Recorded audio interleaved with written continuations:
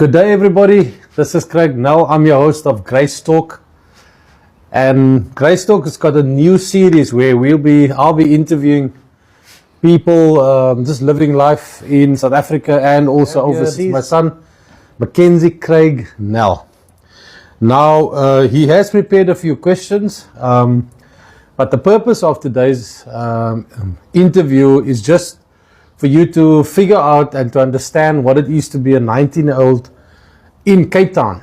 He decided to take a gap year, and he and I plotted and planned, and I think he was very blessed to, a day after he just completed his last exam in matric, he got a job in retail, and then beginning of 2025 he started working in a fintech business in Wynberg, where he's almost there for a year. 19-year-olds are challenged with today, and I've looked at the questions. I don't know how he's going to answer, but I'm sure you will learn from Mackenzie's experiences. He's thinking through some of the questions, so it might be questions that he has to ask, and we're looking forward for input from all of you. So again, welcome to Grace Talk. It's our first interview episode, and today is the 26th of October, and I welcome Mackenzie Craig. Now, Mackenzie, welcome to my show. You've been part of my show since the beginning. You were part of the editing. You were involved, in fact, when Facebook blocked me for a while, and he introduced me to TikTok. So he's always the one that looks at it, and he's also involved with our band Curfew, where he's learning the bass, and he's also involved in our song selection and the videographer. So the guy's quite busy, but anyway, let him introduce him. So Mackenzie, tell the audience about yourself, and tell us very quickly why you think of taking a gap year. What was that about? Hello everyone. I took the gap year because I didn't know what I wanted to study last year. I thought I did, but I didn't. I just had thoughts of thinking that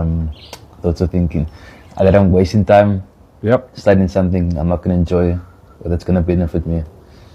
After I get the degree, so I didn't want to waste time. I'd rather go into the corporate thing that I'm in now, see the different roles, what I could do, what people are doing in those roles, see if I like it, and then use that as a gateway to see what I can study and do in the future. Oh, that's cool. So do you have any ideas yet, being almost a year in the corporate? Is it something that's standing out, or is it you're still figuring things out? Because obviously you are hanging out with a lot of people in different departments, HR. It's a fintech business. There's a lot of IT people. Is there anything that stands out for you, or is it still early days? I think it's still early days. I've always liked business in school. I like business, entrepreneurship. I also do like numbers, finance, all of that. But I don't know, still thinking if the corporate job is for me or not, because also after going out a lot this year and festivals and all of that, I think also the entertainment industry. Okay. Is something I'm thinking of. That's interesting. Mackenzie has grown up in music all his life, and he's an old soul, as I call him, like his sisters are. He loves the old music. He knows a lot about music, and I think recently he had the opportunity to go to with me and No Curfew, in fact, on an open day at Cape Audio College, and I think his eyes opened there. He also met a sound engineer at Paul Boffner's in Plumstead. So he's hanging out with people that's in the industry, which I'm very glad he has, so he can meet people in the real world. We've also got a very good friend, Art, who is also a former sound engineer. So does it help you that you meet people in the industry, or does it freak you out being 19 and all these options? Because you're still undecided about university. I know you've said you want to do that, but there's so many other things now. Is it freaking you out? And our first question is how does it help you to meet people that's doing this job? No, it's not freaking me out. First, I do want to get a degree. I just don't know what yet. But I like that I'm able, or you've given me the chance to meet all these people. Because I see it as networking for the future and whatever I do. I love asking people questions. When I go to the mall for like 4 hours, asking everyone's opinions, talking to them about what it is, what this product and that product. So that's what I also do when I go out to events, music events, meeting all the sound engineers and musicians. I talk to them about the career and what they get to do, the money, how did they like it, the people, the crowds, all of that. So it was nice going to Cape Audio College as well to see what I could do in the sound industry, music industry, and then also meeting people that who've actually done or went to the college and see what they do now. No, that's cool, and I just want to clarify to the viewers out there.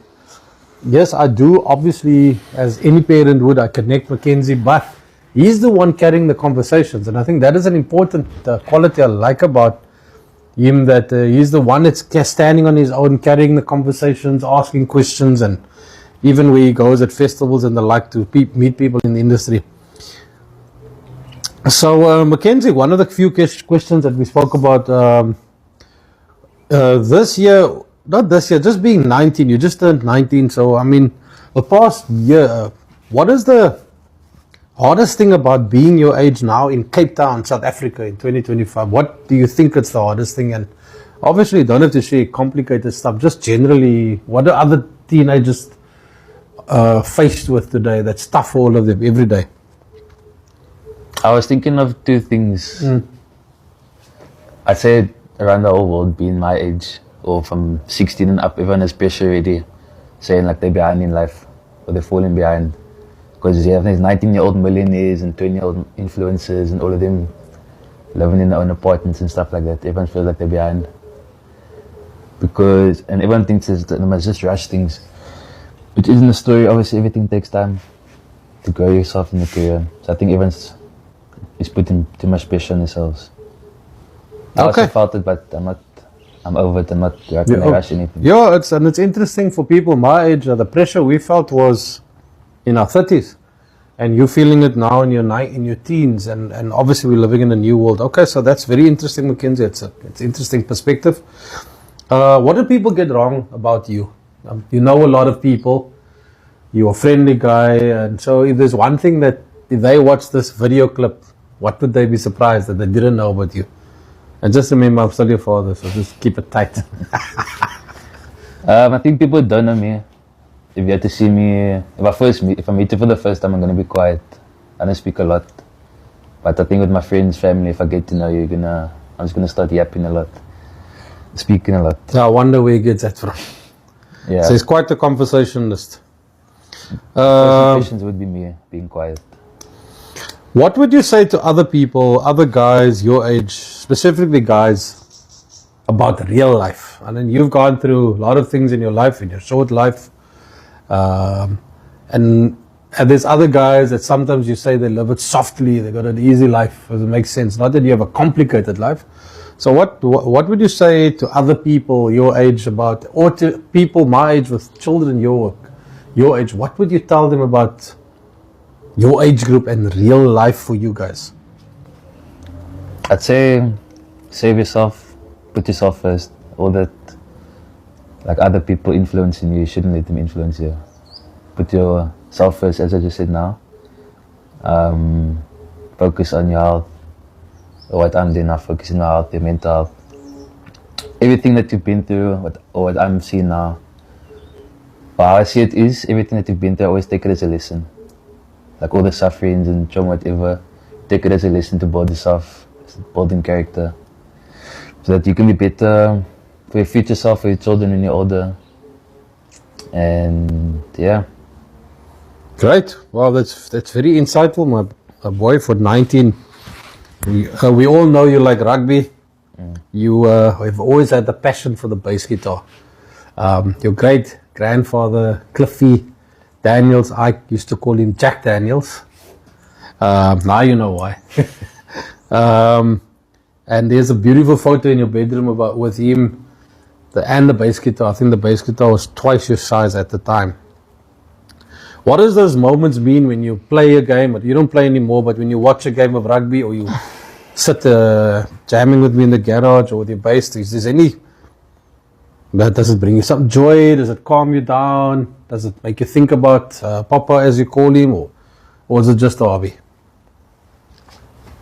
I'd say it is just a hobby, but obviously I've grown up with music in my entire life, surrounded by music. So whether I'm playing or not, or just around my family is playing, like I said, I feel I am where I'm supposed to be in that moment. with rugby. I enjoy rugby. I love rugby. So when I'm playing, I'm in a different mindset. Like I want to do well and play my heart out. Leave everything on the field. Same goes with bass. No my hobbies.